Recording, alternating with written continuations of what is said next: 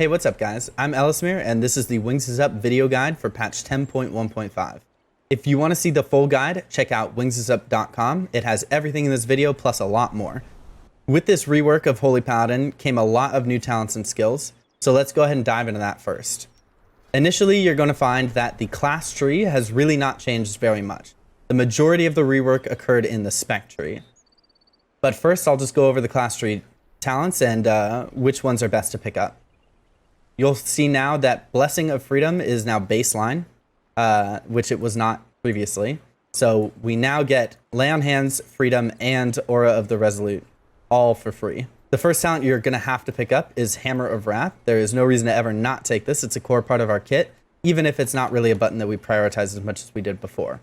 The next talent you're going to want is Obduracy. You can switch this for Turn Evil on Incorporeal weeks, because you can use it to CC the affix. You can also swap it out for Seasoned Warhorse if you're looking for a bit more mobility, or you can swap it out for Fist of Justice if you want a little bit more CC. But in general, your default is always going to be Obduracy. Improved Cleanse is a no-brainer in Mplus. There's no reason to ever not take this, especially because you want access to Blinding Light, and it's much easier to go down here and only spend 1 point than to go through Fist of Justice and have to spend 2. As for Aura of Swift Vengeance, Retribution Aura looked like something that was going to be cool and was going to be relevant in Mplus, but unfortunately the uptime is so low and weak that there's no reason to ever run it over Devotion Aura. Greater Judgment is a required talent now. Instead of buffing our Holy Shock damage like it did before, now it prevents damage dealt by the target, which is actually going to be a large source of your healing, especially in dungeons that don't require a lot of AoE healing. It does a ton of single target healing, especially for your tank. Divine Steed, another required talent. You have to have your mobility button, as well as Cavalier. Getting a second charge is core to our gameplay. Seasoned Warhorse, like I mentioned, is kind of depending on what you prefer. It's definitely nice for the mobility, but certainly not required. In the second tier, you're going to find Holy Aegis, which is extremely strong. It gives us 4% armor and crit chance, so you should always have 2 points in this. Avenging Wrath, one of our core cooldowns. Obviously, you have to put a point in here. Justification, not very good. A lot of people think that it's actually good, but when you look at Judgment's damage contributions, even in single target, it's very low. So 10% buff to our Judgment damage is actually pretty irrelevant for our overall damage in a key, or even in raid. Punishment is actually really good, especially when you combine it with our new Holy Infusion talent that makes Crusader Strike generate an additional Holy power. But the reality is that the other talents in this tier are generally better, so it's unlikely you're ever going to take Punishment, even in M+. Golden Path is good if you're playing with a bunch of melee players. Like if you have a melee stacked group, then you should definitely pick up Golden Path. But currently the meta is very ranged heavy, and because of that, it's unlikely you're going to play Golden Path in almost any key. Echoing Blessings is a hugely important talent for us to take, especially when combined with 1 minute sack and Blessing of Protection. It effectively gives our BOP a 20-second DR and our sack an extra 12% DR during the sack, and then 15% DR for the 12 seconds after. So it turns Blessing of Sacrifice into a very long, sustained, strong DR. Echoing Blessings, definitely a must-have in M+. You don't necessarily have to have it in raid, though. Blessing of Sacrifice, obviously you have to take this, and you have to take Sacrifice of the Just, which reduces a cooldown by half. Very, very, very strong, and Blessing of Sacrifice is one of our core buttons that we use for throughput. Most people don't think of it as a throughput talent, but it actually is very much so, because the more damage you mitigate with it, the less you have to heal. Sanctified Plates is our core defensive talent, and it is an extremely strong pickup for everything. There is no reason you should ever not have 2 ranks of this in either M+ or raid. Blessing of Protection, another core part of our kit. Not only does it work as an immunity to physical damage, but like I said, with Echoing Blessings, you can also use it as a 15% DR that lasts for almost 20 seconds. Lightforged Blessings, it seems cool because you do Shield of the Righteous a lot now, but the reality is that the amount that it heals is very, very, very low, even when you're spamming Shield of the Righteous. So I generally would not suggest Lightforged Blessings for anyone. Seal of Mercy is worth a 1/5 of the value that Golden Path is, and because of that is unlikely to ever see play in M+. However, in raid, you may actually end up playing it just because there are not a lot of other good options in this row. After Image is a mediocre pickup for M+. You do cast a lot of Word of Glories, but it's not going to contribute a ton of healing. However, you do need to get Strength of Conviction, so your only other option for getting Strength of Conviction is to go down Seal of Mercy, which you definitely don't want to do for Mplus. Sacrifice of the Just, I already talked about that. Great for reducing the cooldown of Blessing of Sacrifice, definitely a must-have talent. Unbreakable Spirit, another must-have talent. It reduces the cooldown of all of your core defensive abilities, your Bubble, your Lay on Hands, and your Divine Protection. So definitely just gives you more oh shit buttons. For sure need to pick this up. Improved Blessing of Protection, never take this. There's no reason to ever do it. There are way better talents that you can have. Crusader's Reprieve, a lot of people don't understand the value of this talent because they just think about the extended range on Crusader Strike. But the core reason to take this talent is for the increased range on your Rebuke. A lot of times in M+, when you're trying to kick a mob, the mob placement can be slightly off and you aren't always necessarily able to be directly on top of the mob. So having that extra 3 yards range actually allows you a lot more leniency when it comes to positioning of mobs and how to kick. So I would suggest Crusader's Reprieve for everyone in M+, no matter what. In Raid, not quite as necessary, but still probably one of the better talents in this tier. For the final tier of talents, you have Strength of Conviction. In M+, this is a must-have. While standing in your Consecrate, it increases your Shield of the Righteous damage and your Word of Glory healing, both of which are core to how you spend your Holy Power in M+. Not to mention, in M+, you always are standing in your Consecrate. So it basically just gives permanent increased damage and healing to your Word of Glory and Shield of the Righteous. For sure, want this. Judgment of the Light is a pretty mediocre talent. It lost a lot of value. They nerfed it pretty heavily. So in its current state, not really a pickup that I ever see anyone taking. Seal of Might is very, very, very good, especially with our increased benefits from Mastery with Beacon of the Lightbringer. The 4% Mastery and 4% Intellect is huge for our throughput. Divine Purpose, I think with this build at least, there is no reason you should ever not take Divine Purpose. However, some people like to play Vanguard's Momentum, and if you do go down there, then you wouldn't end up playing Divine Purpose. But I think that Divine Purpose is a very strong ability, especially combined with Awakening, just gives you more wings up time and everything.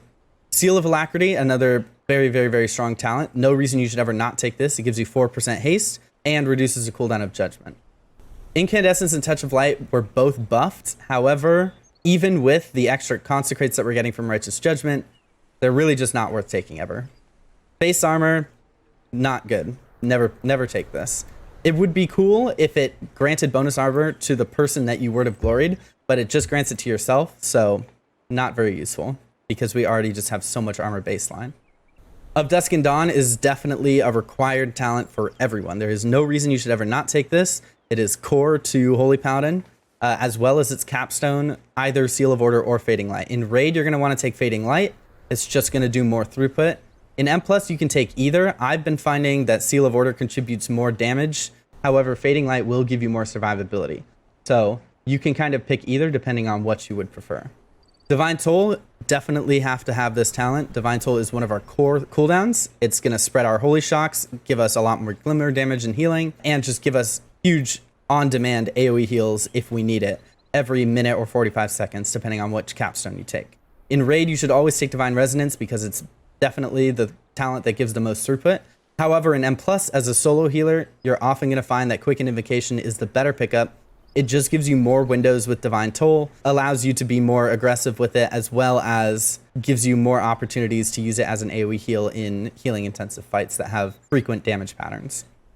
Our last two capstones are Seal of the Crusader and Vanguard's Momentum. Seal of the Crusader, not very good. It's going to give you a small amount of passive healing, and that's fine, but overall not a very strong talent. Vanguard's Momentum is nice, but because of the way that Hammer of Wrath interacts with our kit, unless you're actually taking Veneration, it's very rare that you're going to want to pick up Vanguard's Momentum, as more Hammer of Wrath is not necessarily what you want. Unless the mob is below 20%, but that doesn't happen frequently enough for Hammer of Wrath to really be increased in value in the rotation. Now let's talk about the Spec tree. The Spec tree is what got the massive rework, and this is the majority of what changed in 10.1.5. To start off, they moved Glimmer from a capstone talent, which it was before, all the way up here to one of our baseline talents, and they changed the way Glimmer fundamentally worked. So before, Glimmer did a flat amount of damage and healing, regardless of how many mobs it was on. It always did the same to everyone. Now, instead of that, it splits its damage and healing based on how many targets it's on. That works both if it's on enemies or allies. It splits the same way. So let's say you have 2 enemy Holy Shocks out and 3 ally Holy Shocks out. That means you're going to have 5 Glimmers out total, and each one of them is going to be doing a fifth of what it would be doing if it was on its own. It does scale by 6% for each target affected, so it does gain some value the more Glimmers you have out, but not by a hugely significant amount. The next thing that we got is Light's Conviction. This made it so that Holy Shock now has 2 charges, which is very, very good for pooling charges or just for getting the maximum amount of value out of things like, you know, Crusader's Might or Glorious Dawn, different things that will reduce the cooldown of Holy Shock. It's a lot harder to lose value on that now because you should always have 1 charge at least on cooldown. The next thing that we got was Beacon of the Lightbringer. Beacon of the Lightbringer was huge for us. This made it so that our mastery is no longer only affecting the people near us. Before, our mastery, if we wanted to get good value out of it, it was very awkward. We basically could only get value if everyone was stacked. So in Mplus, mastery had extremely, extremely low value. Whereas in Raid, you generally got more value from it because there were often always people to heal within melee. But with Beacon of the Lightbringer, now mastery is increased based on either your target or your Beacon of Light, whichever one is closer. So, especially combined with Faith, that means you're going to have full uptime on maximum mastery as long as you have at least 1 beacon out on a ranged player.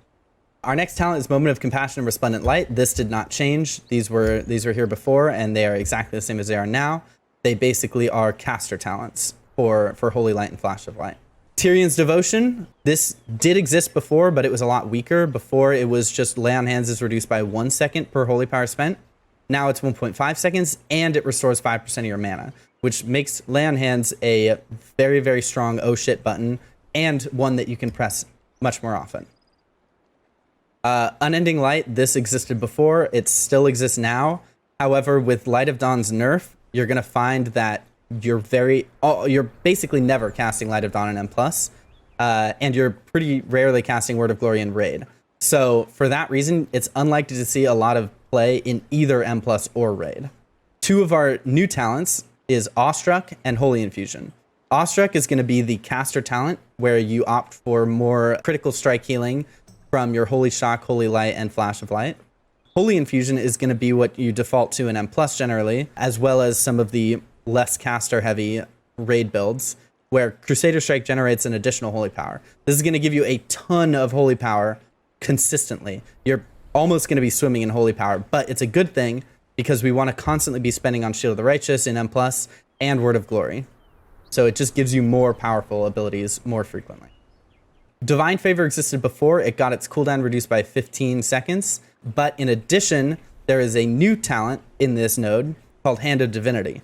Hand of Divinity is always going to be your go-to. It is a 1.5 minute cooldown that causes your next 2 Holy Lights to heal 80% more and cost 50% less mana and be instant cast. This pairs extremely strong with Tears Deliverance. You want to always cast Hand of Divinity right before Tears Deliverance, and then as soon as Tears Deliverance goes off, you use both of your instant cast Holy Lights to instantly extend your Tears Deliverance by 16 seconds, which allows you to passively, for the rest of your Tears duration, extend it to its full duration without having to think about it.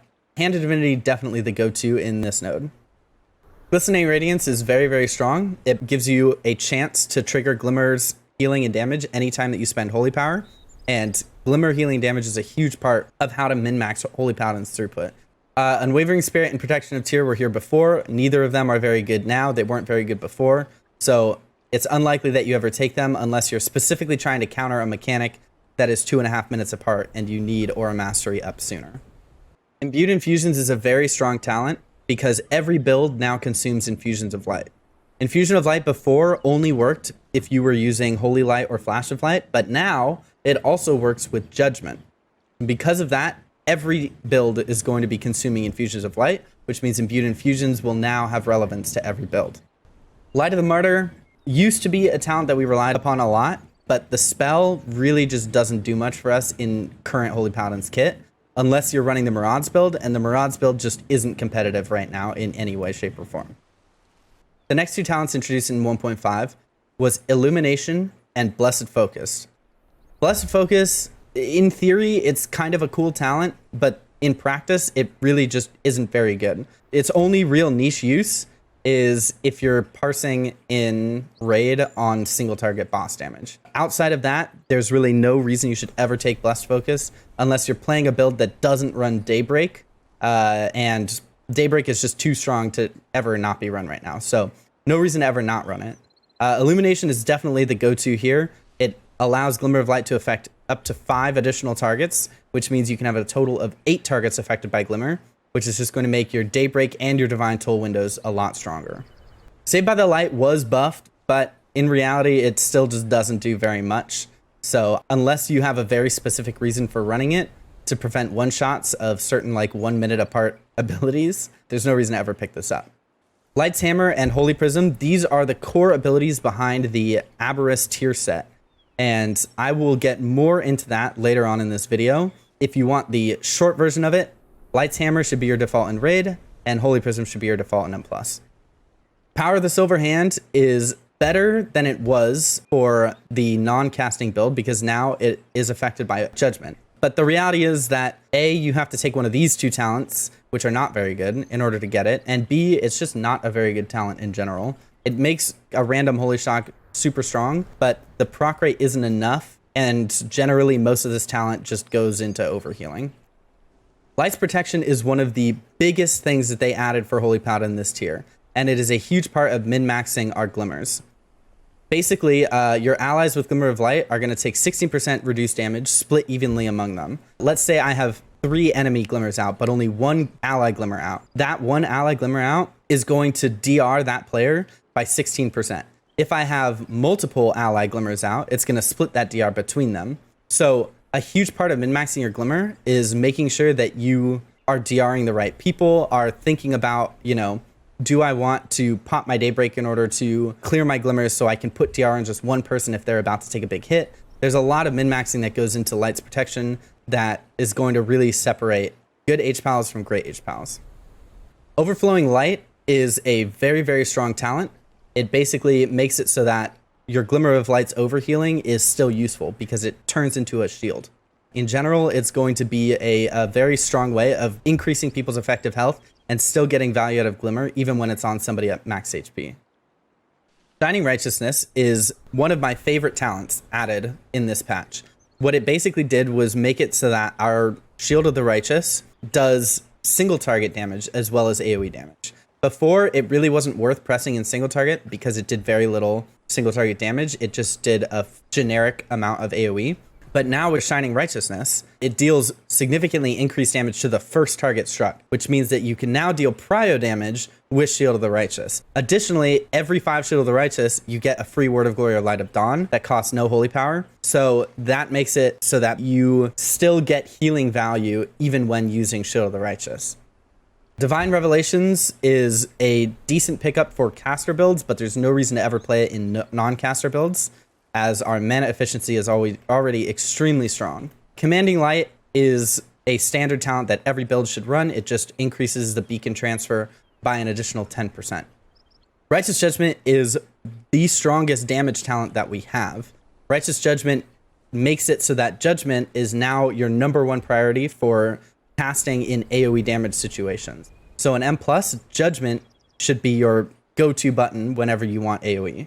Basically what it does is anytime you cast Judgment, you have a 50% chance to cast Consecrate at the target's location. The important part of this ability is that the limit on Consecration does not apply to this effect. Basically what that means is that your personal Consecrate that you drop, normally you can only have 1 Consecrate down. However, the Judgment procced Consecrates do not apply towards your Consecrate limit, so you can have multiple Consecrates down. This means you want to always make sure that you are keeping your Consecrate at full uptime, but you additionally want to be pressing Judgment on cooldown to get as many Consecrates out as possible. Consecrate should always be your top source of damage in Mplus. Breaking Dawn was moved to tier 2. However, in exchange for that, it also became a 2-point talent. And because of that, you're pretty much never going to have 40-yard Light of Dawn unless you have something very specific that you're taking it for. Definitely never want this in Mplus because you should not be casting Light at Dawn in Mplus almost ever. But in Raid, you will often find that you'll put 1 point into it, but rarely ever 2.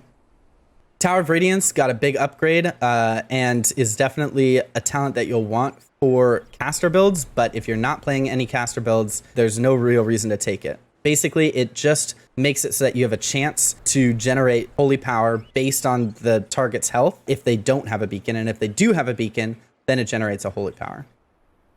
Divine Glimpse is just a simple increased crit chance to Holy Shock and Judgment. Definitely one of our strongest talent points in this tier, so for sure want to pick that up.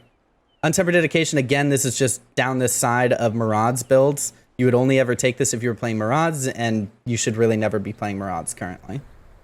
In the final tier of talents, our first option is Faith or Virtue. In the previous seasons of Dragonflight, you definitely wanted to take Virtue because it was our best way of countering AoE damage. However, that kind of changed with this rework. All beacons got nerfed by a significant amount. And with that nerf, Faith got nerfed less than Virtue and regular beacon did.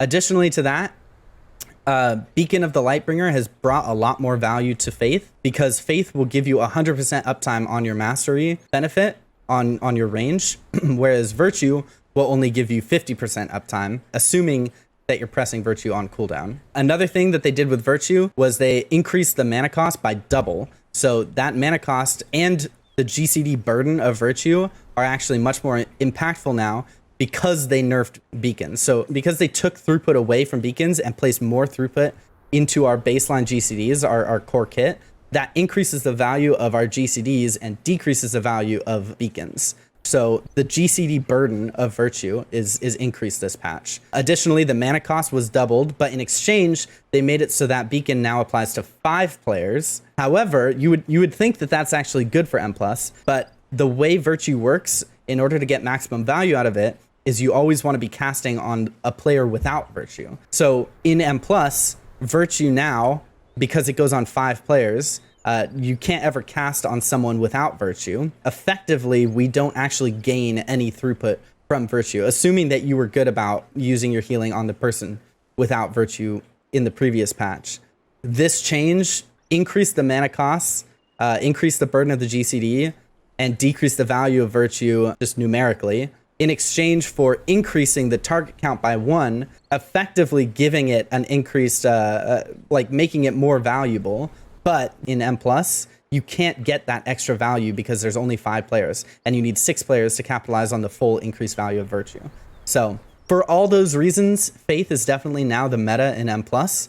And even in Raid, even with that increased value of Virtue, you're still going to find that Faith is generally the best option, just because the GCD burden of Virtue is still too high, even in a Raid environment, unless the damage patterns just match perfectly. Next to Faith, we have Veneration. Veneration is a really cool talent. Definitely something that a lot of people were interested in initially, but initially it did way more healing, and then they nerfed it significantly. At this point, it does decent healing, but you have to weigh how much it's contributing against all of the other talents in this tier. And the reality is that the talents in this tier are insanely strong right now. If any of these talents get nerfed, then it's possible Veneration might see some play, but in its current state, it just can't compete with buttons like Tears Deliverance, Boundless Salvation, Awakening, Glorious Dawn, Rising Sunlight, things like that. They're just too strong for Veneration to really have a spot. There is some debate that Avenging Wrath Might could be dropped in exchange for something like Veneration, and you could drop Awakening. But after practicing a lot with builds that don't run Avenging Wrath Might and Awakening, I have found that the throughput of Avenging Wrath Might and Awakening is just too much to give up, basically. Even though it was nerfed by 5%, it's still going to be one of your best talents in this tier. Before this patch, Avenging Crusader was super meta in Raid, and even in Mplus in a lot of cases. But they nerfed Avenging Crusader significantly. They increased the cooldown of it. So at this point, there's really no reason to ever play Avenging Crusader. The talent is effectively dead, especially because they placed a lot more power into buttons that you don't want to press during Avenging Crusader, right? During Avenging Crusader, you want to prioritize Judgment and Crusader Strike, but a lot of new Holy Paladin relies on Holy Shock and the power of Glimmer of Light. Because of that, you really lose a lot of value prioritizing Holy Shock during Avenging Crusader, and you lose all the value from buffing your glimmers and your other damage sources and healing sources when you lose Avenging Wrathmight and Avenging Wrath. Reclamation is a very, very, very, very strong talent for mana conservation in Mplus and in Raid, but specifically in Mplus. In Raid, your default should generally be Barrier of Faith because it's just going to be very strong throughput, and the way you play that button is just lob it on cooldown. Don't really think too much about it, just drop it on a ranged on CD and then just turn your brain off. Reclamation, a lot of people looked at this and thought, oh, up to 50% more healing and damage from Holy Shock. That's going to be a lot in Crusader Strike. But the reality is its damage and healing contributions are very low. The only reason to really take this talent is for the mana refund. The mana refund is very significant. And if you run this talent in M+, you will almost never go So I highly, highly, highly recommend Reclamation for M+. Daybreak and Rising Sunlight are your most important final tier talents. Daybreak absorbs all of your glimmers and triggers them at max value. This is not split. So if you have 8 glimmers out, normally each glimmer would be split and would be doing 1/8 of the damage it normally does. When you pop Daybreak, it triggers all of them at 200% of their maximum value, regardless of how many are out. This is an extremely, extremely strong talent. There are a million different ways to use Daybreak, and I will be covering that in the in a later section of this video when I talk about how and when to use cooldowns. As for Rising Sunlight, it is another extremely strong talent. After you pop Daybreak, you're going to get 3 Holy Shocks that cast 2 additional times, each one triggering your glimmers. This allows you to funnel all of your glimmer and Holy Shock damage or healing into 1, 2, or 3 targets, basically. It is definitely a required talent for all builds. Crusader's Might seems like it would be good in theory, but the reality is that we are currently swimming in Holy Power, and Holy Shock already gets a ton of resets from Glorious Dawn, so Crusader's Might really is just not necessary and doesn't really give you that much throughput. Glorious Dawn, however, gives you a ton of throughput. Not only does it increase Glimmer of Light's healing and damage by 10% flat, but additionally, it also gives Holy Shock a 10% chance to refund a charge whenever it's cast, and it increases based on the number of Glimmer of Lights you have. So on average, you should be getting like a 15% chance to refund your Holy Shock every time you cast Holy Shock, which will just give you a ton of Glimmer triggers and just give you a lot of throughput. Blessing of Summer is no stranger to us. Blessing of Seasons is a great talent. Definitely should pick that up. I will put in the description a link to a weak aura that I think everyone should use. It is a weak aura I made that checks your group for the best summer priority targets and then will automatically highlight their frame and tell you when to summer them based on when they're popping their cooldowns. You definitely want to have some type of weak aura that reminds you to use these. Outside of summer, spring, autumn, and winter should all just be used on cooldown. You'll want to use spring on yourself or the tank, depending on if there's group damage going out or not. You'll want to use winter on yourself for mana, and you'll want to use autumn on either a DPS player or yourself, depending on what your comp is and who wants more CDR in any given situation. Generally, you can just default to using it on yourself and only give it to a DPS if they ask for, certain cooldown timings to line up. The other talent here with Blessing of Seasons is Merciful Auras. Merciful Auras is never something you're going to want to run in Mythic Plus or in progression rating. However, it will provide a solid amount of passive healing, so you're going to find that most logs on farm will be running Merciful Auras. I highly suggest running it for farm. However, during prog or in M+, you definitely are going to want to use Summer, as it will provide significantly more damage to your group as well as mana. Awakening, like I mentioned, is a very strong talent, especially when combined with Avenging Wrath Might. It just gives you much more uptime on wings in general. Its alternate is Sanctified Wrath, which in theory would be cool to have a stronger wings window and put more power into your wings window. But in reality, Sanctified Wrath just doesn't give very much throughput in general. It only increases wings by 5 seconds, and it only reduces Holy Shock's cooldown by 20%. And with Glorious Dawn and everything else reducing Holy Shock's cooldown and imbued infusions, everything that we have, there just isn't a whole lot of need for the CDR on Holy Shock. Ideally, I'd like to see this talent changed to something that just flat increases wings healing and damage by like 50% or something, so we could opt for a build that has lower wings uptime but more control over when it comes. But for now, you're probably never going to run Sanctified Wrath. The next talent is Inflorescence of the Sunwell, which is the core talent behind the caster build. The caster build is very, very strong with this talent. Whether or not you run the caster build or the no cast build, both of them are viable right now, and it's not really clear which is going to be better in the long run. I think for now, it's actually a very healthy spot that we're in where you can play either, and both are very good. Inflorescence is definitely a must-have for the caster build. For the melee, like no cast build, you actually can run Inflorescence as well because the increased greater judgments are very, very, very strong. However, that's mostly just going to translate to tank healing. When you actually look, you'll see, you know, if you run this talent, you'll see that Greater Judgment does a ton of healing. However, if you actually look at where that healing is going, it's almost all exclusively tank healing because it goes into like the melee attacks that the mob does, right? So because of that, it's unlikely that you're ever going to really play Inflorescence in keys outside of very niche circumstances. But yeah, definitely a cool talent. Empyrean Legacy was very good before when you had a lot of bugged interactions with Divine Purpose, giving you double procs and it triggering Awakening and things like that. However, the reality is that with this rework, Empyrean Legacy just isn't very strong in any case, especially because Light of Dawn itself was significantly nerfed. So I wouldn't really recommend this talent for any build at all. Relentless Inquisitor is a super strong talent. It gives you roughly 5% haste. The 5% haste is very, very, very good for pretty much every build. However, you have to compare it to the other talents and how much value the other talents are giving. And right now, the other talents are just giving more value than the flat 5% haste from Relentless Inquisitor, especially in Mplus when you know you're going to drop stacks of Relentless Inquisitor in between packs. So whenever you drop stacks, it just lowers the value of the talent by a significant amount. So unfortunately, I don't think you're ever going to really run Relentless in any builds unless some of these other capstones get nerfed. The final two capstones are Tears Deliverance and Boundless Salvation. These are massive. These used to not be very good. However, with the rework and with them now being affected by Holy Shock, the value that you get from both Tears Deliverance and Boundless Salvation is very, very, very large. Like I mentioned, you're going to want to couple this with Hand of Divinity so that anytime you cast Tears, you will instantly be able to pop 2 Holy Lights on the players with the Tears buffs and immediately get a 16-second extension on your Tears Deliverance so that you should be able to get the rest of the Tears extension just passively by doing your normal rotation.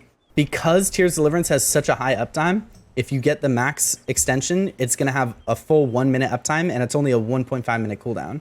So basically, you just want to be lobbing this on cooldown. So anytime that Hand of Divinity and Tears Deliverance are up, just press them. It's free passive healing that's going to just keep running for almost a full minute while you're, you know, that means it can go into tank healing, it can go into group healing, it'll give everybody buffs in case somebody gets hit and you have to spot heal them with Holy Shock. It's just a very, very, very good talent. The only time you should ever hold it is if you're doing a boss and you want it for specific damage windows. But again, even then, you should never hold it for more than, 20 seconds or so, because remember that it lasts a full minute long.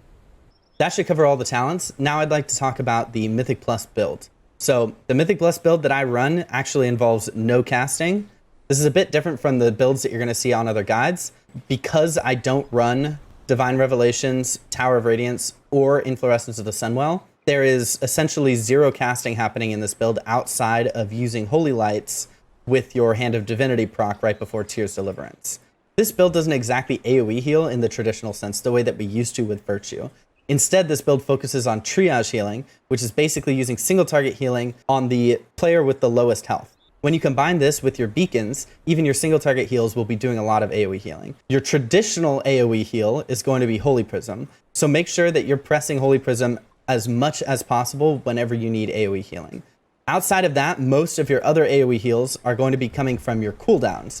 Divine Toll, Daybreak, Tears Deliverance, Hand of Divinity, Bubble, Sacrifice, Aura Mastery. All those cooldowns are going to be doing most of the work when it comes to AoE healing. Because a lot of your healing is coming from Holy Prism and your core cooldowns, that frees you up to use a lot of your Holy Power for Shield of the Righteous. So you're going to find that the more you do keys and the more comfortable you get on the spec, the more you're going to be able to spend on Shield of the Righteous instead of Word of Glory, which is going to increase your active damage contributions a lot.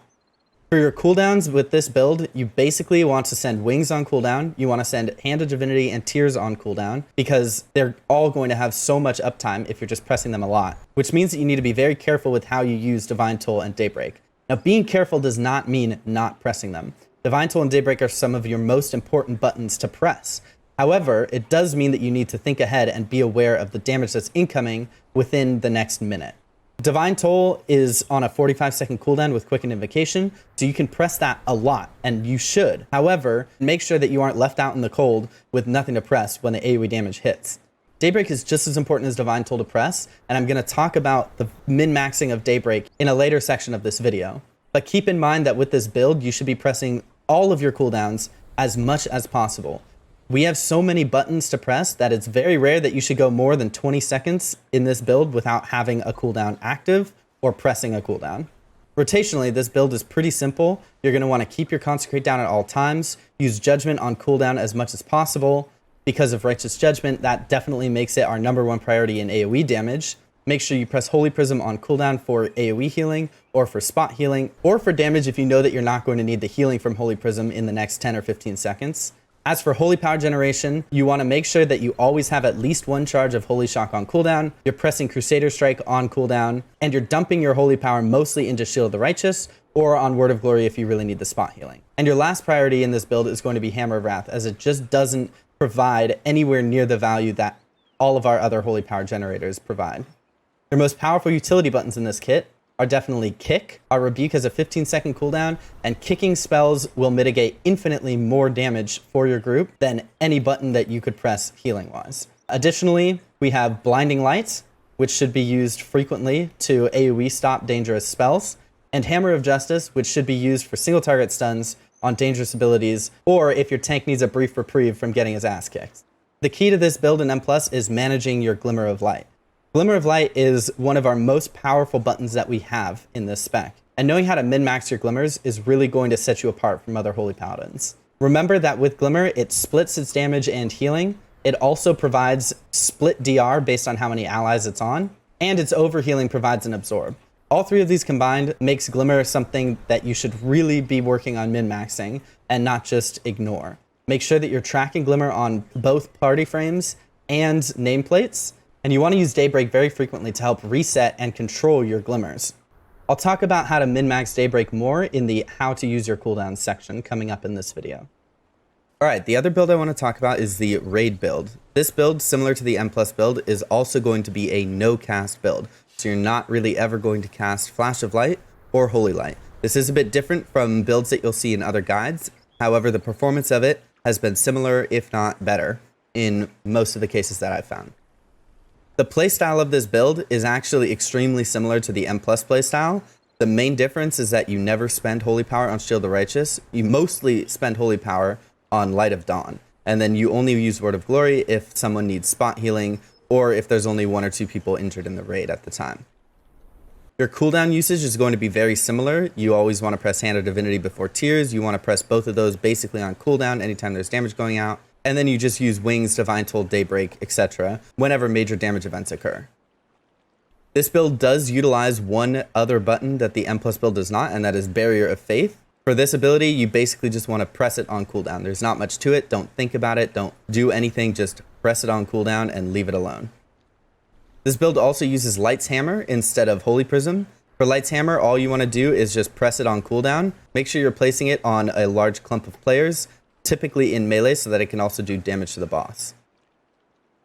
Your standard spell priority in Raid is going to be spending Holy Power on Light of Dawn or Word of Glory, using Light's Hammer, Holy Shocking on cooldown, Crusader Strike or Holy Light to generate Holy Power depending on your build. This build obviously uses Crusader Strike, Barrier of Faith on cooldown if you're talented into it, Judgment on cooldown, and then lastly Hammer of Wrath when available. You can also use Consecration as a rotation filler, but that should typically be your last priority. All right, so let's talk about secondary stats. A lot of people have been wondering, what secondary stats should I optimize? Do I want more crit? Do I want more burst? Do I want more haste? The reality is, optimizing your secondary stats will gain you very, very little throughput. All of our secondary stats are extremely similar in value, and focusing too much energy and time on you know, trying to optimize your secondary stats is just not worth it. I'll give you some flat amounts to kind of aim for, but really, I promise, do not overthink secondaries. Typically just throw on your highest eye level gear and, you know, until you're max item level and like really ready to start min-maxing every single secondary, don't really overthink it. So some generic stat priorities to give you. The first thing you're gonna want is crit. This patch, crit has taken a huge leap in value for a few reasons. One, every build uses infusions now, and because of that, crit has gained a lot of value. Two, we've lost a lot of baseline crit from our abilities. They removed the extra 30% from Holy Shock. They removed some crit from Wings. Because of all of that, crit has actually gotten a very large bump in value compared to what it was. So you're gonna wanna stack as much as you can. Do not go above 45% because you're gonna start hitting pretty significant DRs. I find I get around 40% and then I start focusing on other stats. Your next stat you really need is haste. You always want between 30 to 40% haste. Some people prefer more haste. They prefer, you know, going more towards 40%. When you get higher haste, you're gonna, you know, have more GCDs. You're gonna have to be playing faster paced, and you're gonna be draining mana a little bit quicker. So whether or not you play anywhere from 30 to 40 is up to you, really. I prefer sitting around the middle. I like to be around 35% haste. I think that's a good general spot to be in, but how much haste you have really just depends on what you want. The next stat that you're gonna want in Raid would be Mastery, but in Mplus is gonna be Verse. For Mythic Plus, obviously you're gonna want Verse as your next stat because Mastery is our worst stat because it contributes 0 damage for us. It purely just contributes healing. That being said, Mastery is better for us now in Mplus than it ever has been because of our Mastery of the Lightbringer talent that we have now, which gives us maximum value on our Mastery even on the players outranged. So don't feel too bad about having some Mastery now. It's just going to give you pretty strong healing in exchange for some DPS, which is fine. Especially in a meta where, you know, currently most dungeons are not really about damage throughput and are mostly about survivability. As for Mastery in Raid, that's going to be your third best stat. Obviously, Mastery has always been a great throughput stat for us, and it will continue to be. Versatility is not bad in Raid, and definitely still good, but overall, most of those secondary stats are pretty similar in value for Raid. The only secondary stat that's not really like super close is Mastery and Mplus. Outside of that, your secondary stats are largely irrelevant as long as you have enough haste and a good amount of crit. The next thing I'm going to talk about is our tier set. Our tier set makes it so that our Holy Shock crits heal for a lot more, and they reduce the cooldown of Light's Hammer and Holy Prism. In addition, our 4 set makes it so that Light's Hammer heals 100% more frequently and generates Holy Power every 4 seconds. And Holy Prism's healing is increased by 80%, and it generates 1 Holy Power if cast on an enemy or 3 Holy Power if cast on an ally. The general rule for these is you're always going to want to run Light's Hammer in Raid. It's going to give you the most throughput. It's going to cost the least amount of GCDs in an already GCD heavy spec. So Light's Hammer should always be your default in Raid. In Mplus, it's very different. In Mplus, Holy Prism is extremely strong. Not only is it going to give you either burst spot healing or burst AoE healing, but it's also going to generate a lot of Holy Power on demand. So there are 3 different ways that you should use Holy Prism. If you want AoE damage, then you're going to want to cast it on an ally. The reason for that is that it's going to do more AoE damage by casting it on an ally because it radiates AoE damage to enemies whenever you cast it on an ally. But additionally, it'll generate 3 Holy Power instead of 1, which makes it so that you get, you know, an extra Shield of the Righteous, basically. So definitely want to cast Holy Prism on CD in Mplus. And if you want damage, then you're going to cast it on an ally. If you want spot healing, then you're also going to want to cast it on an ally. But if you want AoE healing, then you want to cast it on an enemy for sure. They recently buffed the range of Holy Prism by 100%. So now it hits people up to 30 yards away, which means that the AoE heal is very consistently the best way to use Holy Prism. Yes, that will generate 1 less Holy Power, but with Holy Power spenders being less of our throughput and the actual heal of Holy Prism being so strong when you use it as an AoE heal on an enemy, you should just always default to using it on an enemy whenever you need AoE healing. The next thing I'll talk about is Embellishments. There's a few different embellishments that are good, but in general, they're going to be a very small amount of your throughput. So really, I beg of you, do not overthink embellishments. It is so easy to overthink secondary stats, embellishments, all this stuff. It all has a very small effect on your overall throughput in either raid or Mplus. The one embellishment that consistently is strong in both raid and Mplus is Spore Cloak. You should always wear Spore Cloak in either Mplus or raid. It doesn't matter what content you're doing, Spore Cloak is just goated. As for your second embellishment, it can be anything you want. I opt for the Shadow Flame embellishment, which basically just gives you passive damage. It's probably your strongest damage option, but you can also, if you have a lot of sockets, you can grab Lariat. If you just want generic healing, you can grab Healing Darts, although they're not very good compared to what they were before when they were bugged. The other one that I would recommend sometimes is Allied Wrist Guards. Allied Wrist Guards are pretty good for survivability and damage and healing, but it's a pretty small increase, so again, don't overthink it. Next up, I want to talk about Trinkets. Trinkets are actually a pretty significant source of our throughput, and especially in Mplus, there are certain trinkets that are going to make a huge difference in terms of your overall throughput. The first one I want to talk about is obviously Beacon. Beacon to the Beyond is a very, very, very powerful damage trinket that drops off of Sarkareth. If you can get your hands on one of these, it is your BIS for Mplus 100% of the time. It is extremely powerful.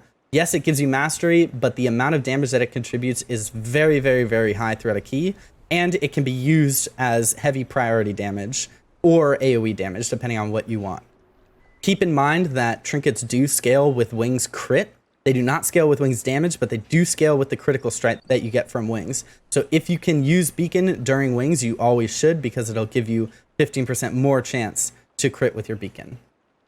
As for other trinkets, in raid, obviously Rorschach's Molten Heart is one of your BIS. Another BIS is the new trinket that drops from the Mega Dungeon, the Echoing Tearstone. That is getting nerfed, I think, on Tuesday. However, it's still going to be one of your best in slot trinkets.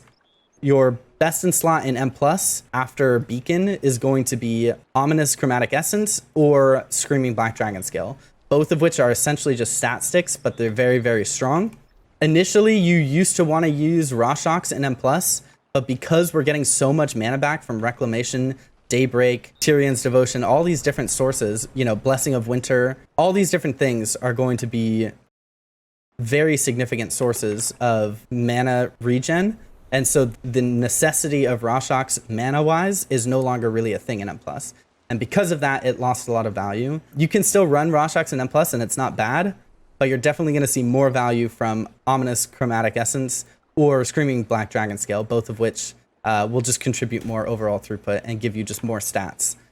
After that, Neltharion's Call to Chaos, our class trinket, is not bad. It generally has pretty low uptime, so it's not great, but overall, it's a decent trinket if you can't get your hands on one of the better stat sticks. You can also opt for, you know, if you only do M+, then I would suggest trying to get Rain Song or Spoils of Neltharis, both of which are decent pickups, but ideally you can get your hands on some raid trinkets because they are pretty broken. For consumables, there are a few different options available to you. For files, you can either go with Phial of Tepid Verse, which is going to give you a flat amount of verse, always a good class to have. But your other file is Iced Phial of Corrupting Rage. This is actually going to be your best throughput file. If you run this, you have to make sure that you have Alchemy, and you have leveled up Alchemical Theory with 30 points in Decaology. You only need 5 points in Theory and then 30 points in Decaology. That will make it so that your damage taken from these toxic potions is reduced by 50%. Keep in mind that there is a bug where the last tick of Iced Phial of Corrupting Rage will break you out of stealth if you are using Invis Pot or if you're in Shroud or anything. So you definitely want to be careful about if you have that debuff when you are, you know, trying to do an Invis skip in an M+ or something. Overall, though, you should default to using Iced Phial of Corrupting Rage if you have Alchemy, and then only use Verse if you're A, trying to, you know, be more survivable, or B, trying to avoid one of those bugs that I just talked about with breaking you out of stealth. For runes, you can either use Buzzing Rune or Howling Rune. One of them's crit, the other one's haste. Whichever one you run is basically dependent on what stats you have. Because I have 35% haste and I'm happy with my current haste, I use Buzzing Rune, which is the crit rune. But again, you can use whatever you would like. There are a few different potions options for us. Potion of Shocking Disclosure used to be the go-to because most of our damage wasn't actually coming from ourselves prior to this patch. It was coming from external sources like Summer or Trinkets or Shocking Disclosure, things like that. Because we have so much higher active damage now, you're going to want to use Potion of Ultimate Power instead of Shocking Disclosure. Now, if our active damage gets nerfed, then we might go back to using Shocking Disclosure, but for now, you definitely want to default to using Potion of Power in DPS situations in Mplus, and for healing in both Mplus or Raid. Ultimate Power should just always be your default potion. Now that we've gone over how to basically gear and how to build in terms of talents and everything, I'd like to talk about the playstyle of the new Holy Paladin. There are two different playstyles. There's one that you play in Raid, and then there's one that you play in Mplus. Within Raid, your playstyle will change based on which build you're running, if you're running a more caster-heavy build, or if you're running no caster. For now, I'm just going to focus on no caster. If you're not casting, then your basic playstyle is going to be, your first priority is spending Holy Power. In Raid, you always want to spend Holy Power on Light of Dawn or Word of Glory, depending on if you want AoE healing or single target. You should really never press Shield of the Righteous. In general, you never want to overcap Holy Power, but we are kind of swimming in Holy Power generation, so occasionally overcapping is not going to be too bad. You don't have to worry about it quite as much as you did before. But ideally, you don't overcap Holy Power almost ever. Your second priority is always going to be casting Light's Hammer or Holy Prism. Because these are buffed so much by our tier set and such a core part of our gameplay, that's going to be where a ton of your throughput is coming from. So anytime there's a damage instance, you want to make sure that you have those abilities down. Your next priority, obviously rotationally, is going to be Holy Shocking on cooldown. Holy Shock is a huge source of our power. Not only is it a generator, but it is what triggers all of our Glimmer, and Glimmer has become a major source of our throughput in this patch. So Holy Shock on cooldown is definitely your number one priority rotationally after Light's Hammer or Holy Prism. Then after that, depending on what build you run, if you're running caster build, you're going to use Holy Light to generate Holy Power. If you're running the no caster build, then you're going to use Crusader Strike to generate Holy Power if Holy Shock is down. Additionally, if you're running Barrier of Faith, which I talked about earlier, most builds in Raid are going to run it. So if you are running it, just make sure that you use it on cooldown. There's not much to think about it. You don't have to play around it. Just press it on cooldown. Your next button you want to press is Judgment. Don't forget that Greater Judgment will contribute some healing for you, especially if you're running the no cast build, then all of your infusions are also going to be used by Judgment. It's going to give you decreased cooldown on Holy Shock from imbued infusions, stuff like that. So Judgment is definitely higher on priority than it was before. Hammer of Wrath is one of our lowest priority abilities, actually. Despite it being better overall because it does more damage, it does still only generate one Holy Power, and it costs mana now. So overall, it's a pretty mediocre ability to press unless you're talented into Vanguard's Momentum and the enemy is below 20% health. But like I said, it's pretty rare that you're going to be playing a build like that. So Hammer of Wrath should be one of the last priorities for you. Lastly, use Consecrate as a filler. I know it's kind of counterintuitive to use Consecrate in Raid because we never have before. Well, in previous expansions, really. Unless you were, trying to min-max your damage. But with Golden Path healing, putting in decent work in Raid, Consecrate is actually a very good filler. Not only is it going to do solid damage contributions for you, but it's also going to contribute a decent amount of healing. As for Mplus, our playstyle is actually a little bit different. So in Mplus, there's a few things that you should know. The first is that Judgment has become your number one priority for a button to press in AoE situations. The reason for that is Righteous Judgment. Righteous Judgment does not count towards your Consecrate limit, your personal one, so that means you should be casting Judgment as often as possible to try and get as many Consecrates out as you can. This includes overcapping Holy Power, by the way. Even if you're at 5 Holy Power and there's a huge pull and Judgment is available, you should just send Judgment, because it's going to, the chance at proccing Consecrate will do infinitely more damage than one extra Holy Power. So keep that in mind. Your second priority is obviously keeping your own Consecrate down at all times. You should always, always, always have your Consecrate down. You want to make sure that you're tracking your Consecrate. I use this little bar above my Consecrate, but yeah, you want to make sure that you have Consecrate down at all times. The next thing you want to make sure you do is Holy Prism on cooldown. Holy Prism in Mplus is a huge part of our kit. It's going to be one of your core heals, whether or not you need AoE healing, or if you need spot healing single target, or if you're just wanting to do damage. Holy Prism is almost always going to be your best button for all of those situations. Your next priority is obviously spending Holy Power. You want to spend on Shield of the Righteous in AoE damage. You you want to spend on Word of Glory in every other situation. It is very rare that you ever want to Light of Dawn. The only time you would ever Light of Dawn is if your entire group is stacked and everybody is even health. In that scenario, there's only a few fights where that happens. One instance is Unbound Abomination and Underrot, the last boss, and the other one would be Khajiit in Halls of Infusion, the third boss. You could also potentially do it for the dragon boss, Altreus, I think is his name, in Vortex Pinnacle. Basically any fight where you're stacked and it's rot damage. But even those fights, I often find myself Word of Glorying because anytime someone uses a defensive, it starts to skew the health being even. And as soon as health is uneven, then you're just going to want to go back to triage healing with Word of Glory. So yeah, pretty rare that you're ever going to use Light of Dawn. Typically you just default to using Shield of the Righteous for AoE damage and Word of Glory for single target healing for triage healing.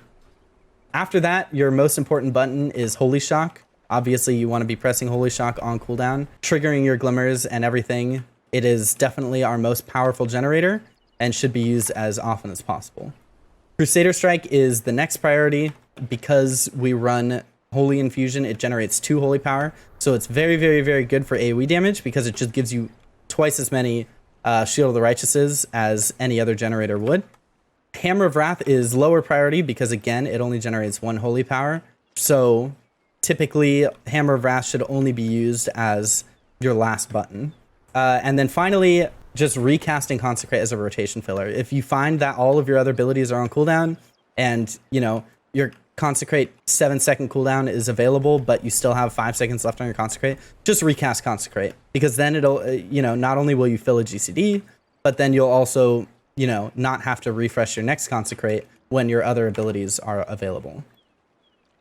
So the next thing I want to talk about is one of the most important things to talk about, which is how and when to use cooldowns in Mplus. Using your cooldowns in Mplus is the core to this new Holy Paladin rework. I cannot stress how important it is that you know exactly how to use your cooldowns and when to use your cooldowns. There are different situations for all of them, and how you min-max that is going to greatly affect the outcome of your Mplus run.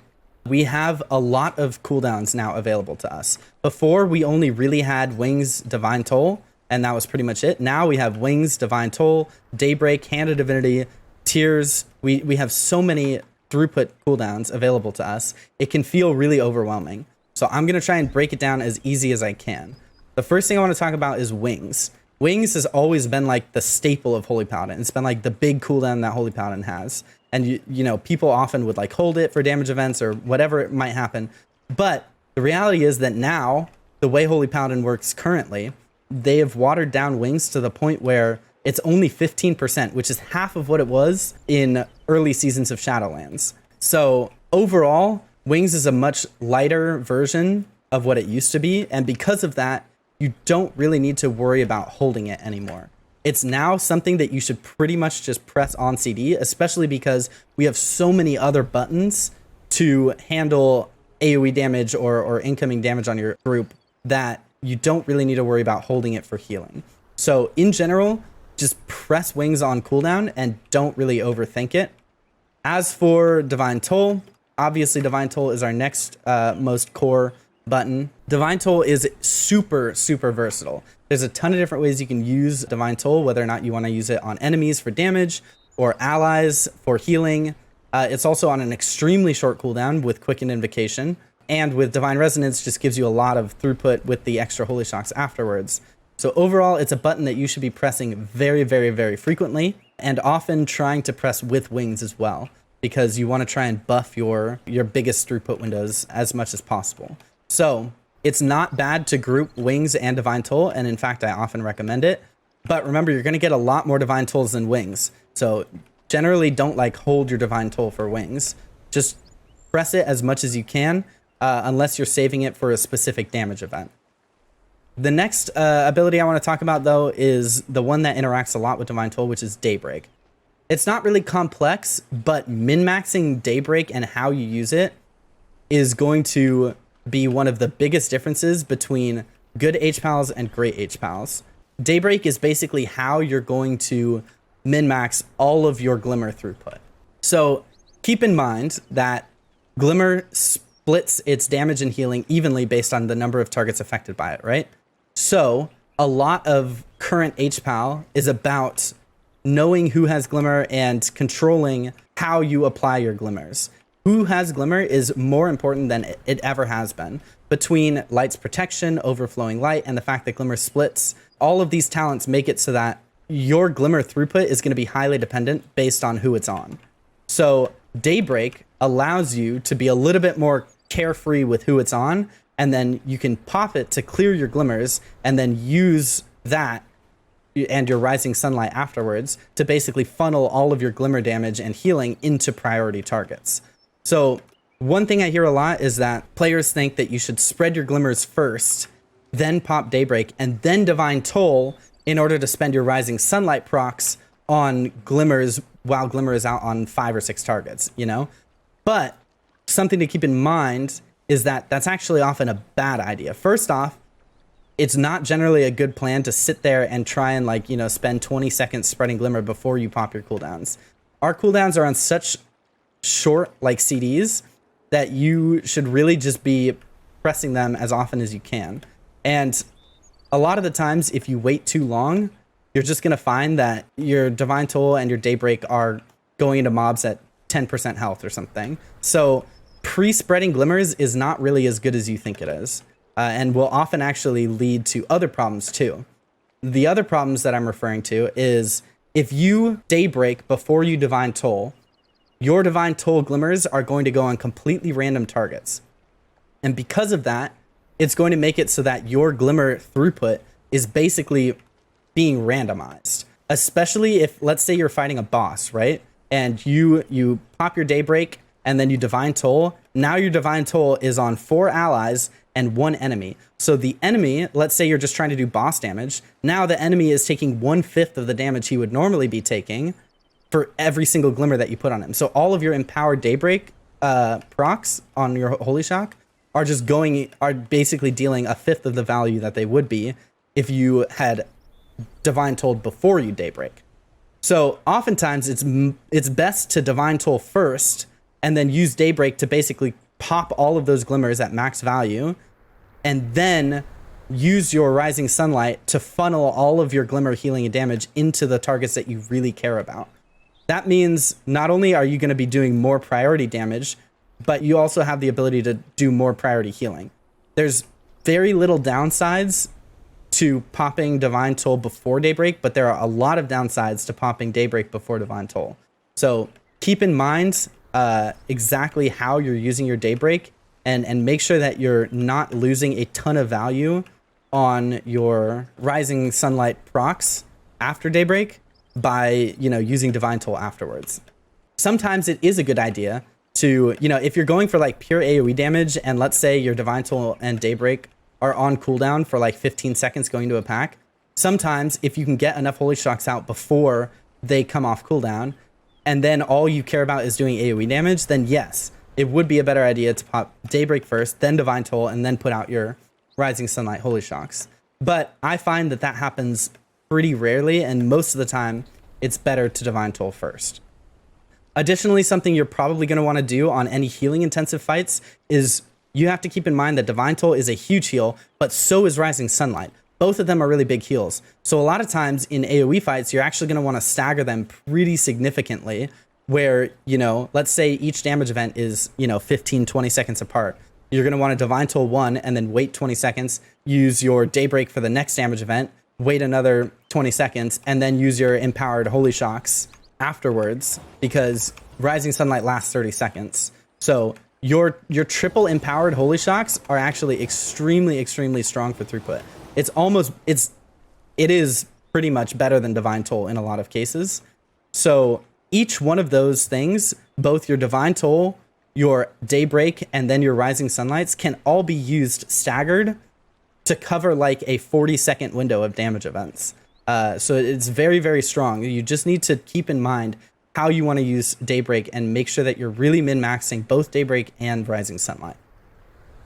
As for our last group of cooldowns, you have Hand of Divinity and Tears Deliverance. These should always be used together. You always want to press Hand of Divinity right before Tears Deliverance. There is no reason to ever not group them. So you can even use a cast sequence macro if you'd like to save a hotkey. In general, all you're going to want to do is cast Hand of Divinity, then Tears Deliverance, and as soon as Tears Deliverance goes out, you want to use both of your Empowered Holy Lights to give you a 16-second extension on your Tears. At that point, Tears is going to last so long that you basically don't have to think about it anymore. Like, you don't have to worry about extending it. You should passively be extending it just through your regular rotation of Holy Shocking. The last thing I'll talk about is Aura Mastery, Bubble, and Sack. These have always been big staples of Holy Pally, and they will continue to be. You want to make sure that you're using Sack basically as much as possible. Do not underestimate the power of Sack. You have Sacrifice of the Just, making it a 1-minute cooldown, and Echoing Blessings, making it basically a 20-second DR, initially being 40% and then dropping to 15% after 12 seconds. That is a huge amount of DR, and should be used to mitigate a lot of damage throughout a dungeon. Remember, any damage that you mitigate is damage that you don't have to heal, and Blessing of Sacrifice is off the GCD. So use that very often, and make sure that you're, you want to either use it for tank DR or for single target DR if a player is taking heavy damage from, a single target ability like, the Snake Boss in Oldemon, for example. You should always be using Sacrifice on players that have the Shard debuff. So yeah, that's just one example. Obviously, you should be sacking almost every pole throughout a dungeon. As for Bubble, Bubble is one of our biggest ways to mitigate incoming AoE damage. Don't forget that just by bubbling, and generally you want a Blessing of Sacrifice with it, you do that, and then you only have to heal one person because the other two people have beacons from your, from your Beacon of Faith. So it allows you to basically triage heal infinitely more effectively during heavy AoE. It is very rare that somebody will die while you're bubble sacked. So, and keep in mind that Bubble is on a 3.5-minute cooldown with Unbreakable Spirit.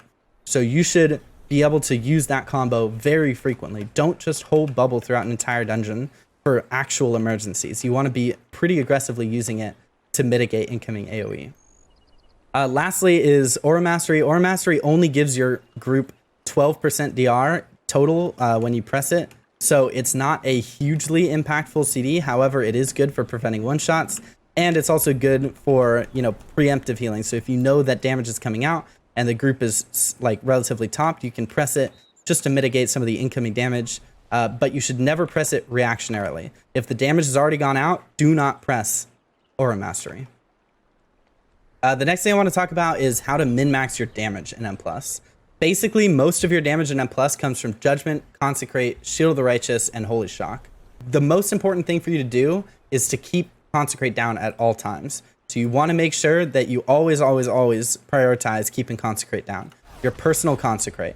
Keep in mind that the Consecrate that you proc from Judgment, that is additional to your other Consecrates. So you can actually have 2 Consecrates down at once. Make sure you always have your personal Consecrate down. After that, the second way to optimize your damage is by casting Judgment on cooldown. With Righteous Judgment, like I mentioned earlier in the guide, it catapults Judgment to the #1 priority in AoE damage situations. Judgment should always be your #1 priority for a global, as long as you have your Consecrate down. After that, most of the damage that is min-max and is going to be the difference between like 60k overall and 100k overall, the difference there is going to come from Shield of the Righteous usage and Glimmer of Light damage. So Glimmer of Light damage is going to be min-max mostly by Daybreak. And I talked about that a lot already in the previous section. So make sure you go back and check out the how and when to use cooldowns in Mplus section if you haven't already watched that. So I'm not really going to talk about that again, but yeah, just making sure that you use Divine Toll offensively, using your Daybreak to clear your allied Glimmer so that you can funnel more of your Glimmer into enemies with Rising Sunlight. All that kind of stuff is going to min-max your damage to an extreme. Additionally, the most important way to min-max your damage is just by spending more Holy Power on Shield of the Righteous. The more Holy Power you can spend on Shield of the Righteous, the more that you can deal heavy damage. It's important to remember that's what Tears Deliverance, Hand of Divinity, Divine Toll, Daybreak, all that kind of stuff.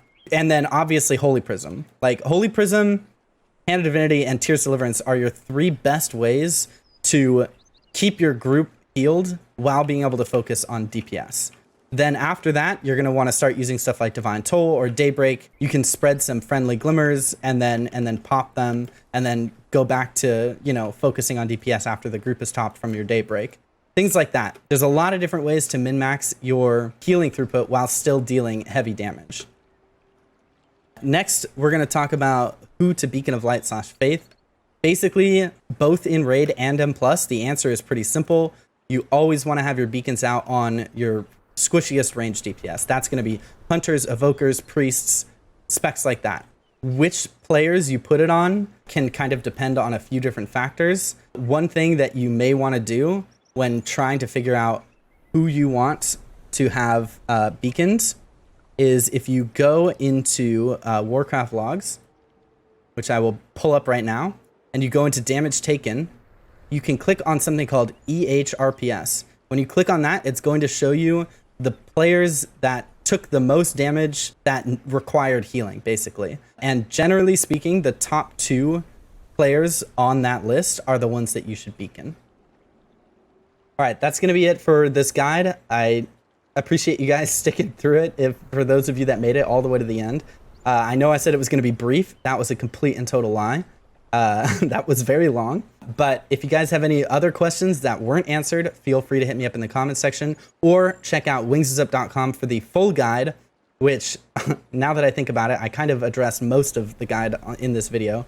I didn't mean for this video to be so long, but here we are. Additionally, I'm going to be releasing a video shortly after this where I commentate over my gameplay while I'm playing in a pug key. I did an Underrot 26, I think, and I sort of talked the stream through what I was doing as I was in the key, and people found it pretty helpful, so I'm going to upload that here soon. So yeah, definitely check that video out if you want to kind of watch how I min-max in a pug setting. And yeah, thank you guys very much for watching, and I hope you guys have a great day.